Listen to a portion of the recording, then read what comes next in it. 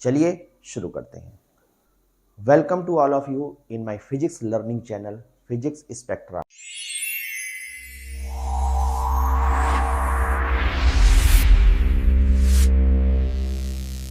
अब हम लोग दो चार्ज्ड प्लेटों के बीच में इलेक्ट्रिक फील्ड का कैलकुलेशन करेंगे। ठीक, अगर कोई भी पॉजिटिवली चार्ज प्लेट है तो उसके कारण इलेक्ट्रिक फील्ड आउटवर्ड डायरेक्शन में और E की वैल्यू होगी सिग्मा अपॉन 2 एप्सिलॉन नॉट। अगर यही प्लेट निगेटिवली चार्ज हो तो इलेक्ट्रिक फील्ड की वैल्यू तो यही होगी मगर electric field towards the plate होगा, वैल्यू यही होगी सिग्मा बाई 2 एप्सिलॉन नॉट। ठीक है, तो इस कॉन्सेप्ट को दिमाग में रखते हुए हम लोग दो चार्ज प्लेटों के बीच में इलेक्ट्रिक फील्ड निकालेंगे। ठीक है, और हाँ एक बात और, ये इलेक्ट्रिक फील्ड डिस्टेंस पे डिपेंड नहीं करता। मतलब जो प्लेट है चाहे उसके पास में पॉइंट हो चाहे थोड़ा दूर हो, थोड़ी बहुत दूरी के लिए ये डिस्टेंस पे डिपेंड नहीं करता। अब देखिए,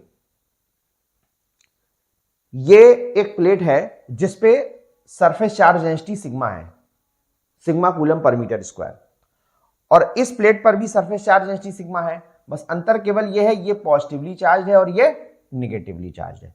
ठीक है, चलिए अब हम लोगों ने 3 पॉइंट लिए हैं। पहला पॉइंट यहां पर लिया है A बिटवीन द प्लेट्स, दूसरा पॉइंट यहां पर है C प्लेट के इस तरफ, और तीसरा पॉइंट यहां पर लिया है B, मान लीजिए जो प्लेट के राइट साइड पे है। ठीक है, चलिए A पर देखिए। सबसे पहले थोड़ी देर के लिए आप इस प्लेट को भूल जाएं, जैसे मैं बता रहा हूं वैसे देखना। ठीक है, थोड़ी देर के लिए इस प्लेट को भूल जाओ, थोड़ी देर के लिए सिर्फ इसको देखो। अगर हम इस प्लेट के कारण इलेक्ट्रिक फील्ड E1 बनाएंगे तो देखिए इस पॉइंट पर E1 की डायरेक्शन आउटवर्ड हो गई। इस प्लेट के कारण अगर हम B पॉइंट पे E1 बनाएंगे तो वो भी किस डायरेक्शन में हो गया? आउटवर्ड। मतलब चाहे यहां पे कहो चाहे यहां पे कहो, E1 की डायरेक्शन आउटवर्ड ही है। ठीक, ध्यान से देखिए, इसका इलेक्ट्रिक फील्ड E1 ये बना है, ये E1 यहां पे बना है, ये E1 इस पॉइंट के लिए, ये E1 इस पॉइंट के लिए। लेकिन ध्यान देने वाली बात है, चूंकि ये पॉजिटिवली चार्ज प्लेट के कारण था तो आउटवर्ड। और ध्यान से देखो, अगर इसी प्लेट के कारण हम इस पॉइंट पर E1 बनाए C पॉइंट पे तो वो भी आउटवर्ड डायरेक्शन में होगा। यानी कहने का मतलब ये जो E1 बने हुए हैं ये इस पॉजिटिवली चार्ज प्लेट के कारण है जो इस प्लेट से आउटवर्ड डायरेक्शन में बनाए गए हैं। ठीक है, अच्छा अब थोड़ी देर के लिए इस प्लेट को सिर्फ देखना है आपको, ध्यान से देखिएगा, इस प्लेट को देखना है। अब आप इसको भूल जाइए। ठीक है, केवल इसको देखो, इसके कारण कहीं पर भी इलेक्ट्रिक फील्ड होगा तो इसकी तरफ खींचना है।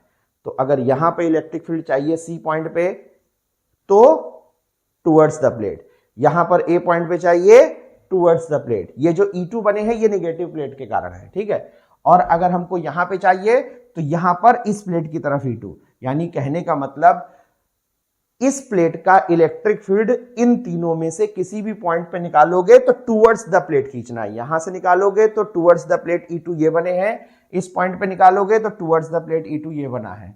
और उसी तरीके से जब इस प्लेट के कारण निकाल रहे थे तो कहीं पर भी निकालोगे तो इस प्लेट से आउटवर्ड। ये इतनी बात समझ में आ गई होगी।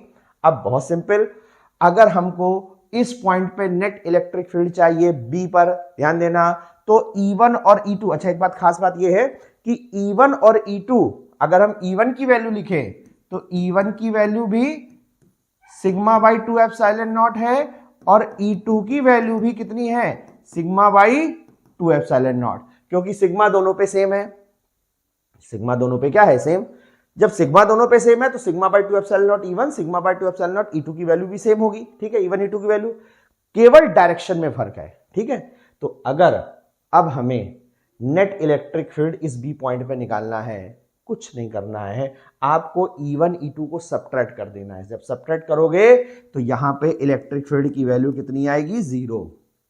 B पे इलेक्ट्रिक फील्ड सब्ट्रैक्ट होकर के कितना आएगा? 0।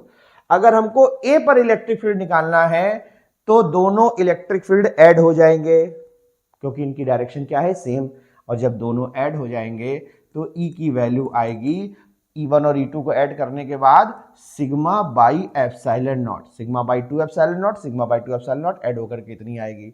और उसी तरीके से ये इलेक्ट्रिक फील्ड एट ए होगा। और उसी तरीके से अगर हम सी पॉइंट पर निकालते हैं तो E1 E2 फिर से सब्ट्रैक्ट हो जाएंगे और यहां पर जो इलेक्ट्रिक फील्ड की वैल्यू आएगी E एट सी, ये सब्ट्रैक्ट होकर के 0 आ जाएगी, क्योंकि E1 और E2 का मैग्नीट्यूड सेम है।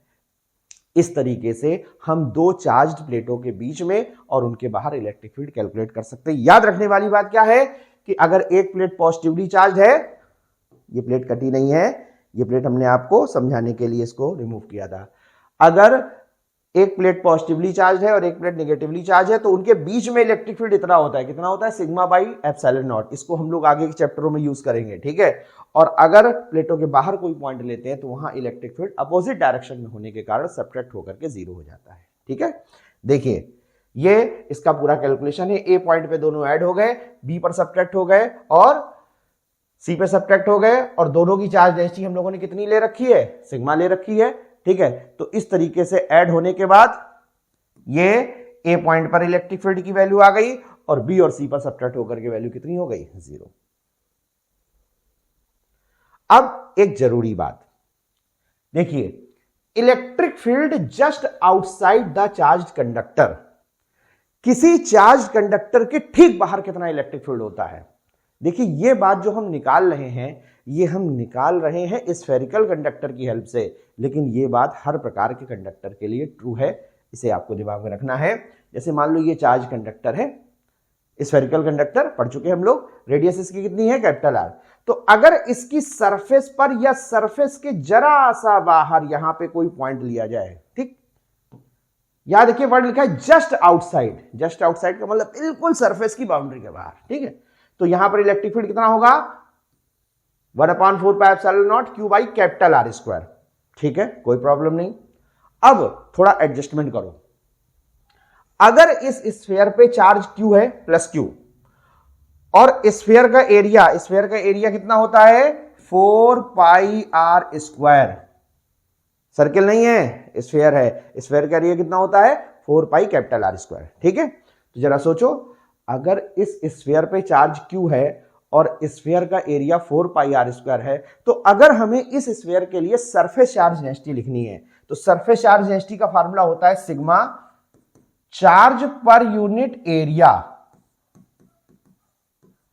तो इस पे चार्ज कितना है क्यू और इसका एरिया कितना है 4 पाई आर स्क्वायर, यानी इस स्फीयर के लिए सरफेस चार्ज डेंसिटी कितनी है, Q upon 4 pi R square. तो जरा सोचो, इस फार्मूले में Q upon 4 pi R square ये अलग कर दिया और इस Q upon 4 pi R square को हम लोगों को क्या लिख दिया, सिग्मा। तो यानी E की वैल्यू कितनी आ गई, sigma upon epsilon naught, E की value sigma upon epsilon naught आ गई। अब ध्यान देना, ये इस स्फेरिकल कंडक्टर के जस्ट आउटसाइड किसी पॉइंट पे इलेक्ट्रिक फील्ड आ गया, ठीक है। सोचो निकला ये किसके लिए है, स्फीयर के लिए, मगर this is electric field just outside the charge conductor of any shape. खास बात है, निकाला गया स्फीयर के लिए है, मगर ये हर प्रकार के कंडक्टर के लिए ट्रू है। इसको आप ऐसे समझिए, मान लीजिए कोई भी टेढ़ा मेढ़ा कंडक्टर किसी भी शेप का है, बस वो चार्ज है,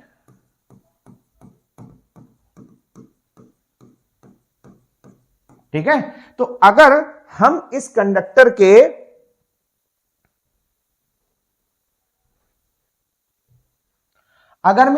के ठीक बाहर यहां पे पॉइंट लें तो यहां पर भी इलेक्ट्रिक फील्ड की वैल्यू इतनी ही होगी, सिग्मा बाई एप्सिलॉन नॉट। मान लो हम यहां पर लेते हैं तो इतनी वैल्यू होगी। बस कंडीशन ये है कि जिस पॉइंट पे इलेक्ट्रिक फील्ड निकालोगे वहां का जो भी सिग्मा हो सकता है, यहां का सिग्मा और यहां के सिग्मा में फर्क हो, यहां सिग्मा 1 हो, यहां सिग्मा 2 हो। तो ऐसी कंडीशन में यहां हो जाएगा सिग्मा 1 बाई एप्सिलॉन नॉट और यहां हो जाएगा सिग्मा 2 बाई एप्सिलॉन नॉट। क्योंकि चार्ज का डिस्ट्रीब्यूशन कैसे है ये कंडक्टर के शेप पे डिपेंड करता है, ठीक है। अगर सिमेट्रिकल कंडक्टर है तो सिग्मा पूरी सरफेस पे सेम होगा, जैसे ये हमारा सिमेट्रिकल कंडक्टर है तो इसमें सिग्मा पूरी सरफेस पे क्या होगा, सेम। मगर इस केस में सिग्मा सेम नहीं होगा क्योंकि ये अनसिमेट्रिकल कंडक्टर है, ठीक है। तो कुल मिलाकर के कहने का मतलब, किसी भी कंडक्टर के ठीक बाहर अगर हम कोई पॉइंट लेते हैं तो वहां पर इलेक्ट्रिक फील्ड की value sigma by epsilon not, और सिग्मा उस जिस पॉइंट पे ले रहे हैं वहां पर उसके चारों तरफ क्या आसपास क्या सिग्मा की वैल्यू है वो यहां पे हमें रखनी होगी। ठीक है, मेरे टेलीग्राम चैनल को सभी लोग ज्वाइन कर लें, क्योंकि जो भी मैं पढ़ाता जा रहा हूं उसकी पीडीएफ मैं इसमें शेयर करूंगा। और वीडियो को लाइक करें, चैनल को सब्सक्राइब करें और बेल आइकन दबाना बिल्कुल ना भूलें, ताकि मेरे हर नए वीडियो के नोटिफिकेशंस आपको मिलते रहें। Thank you.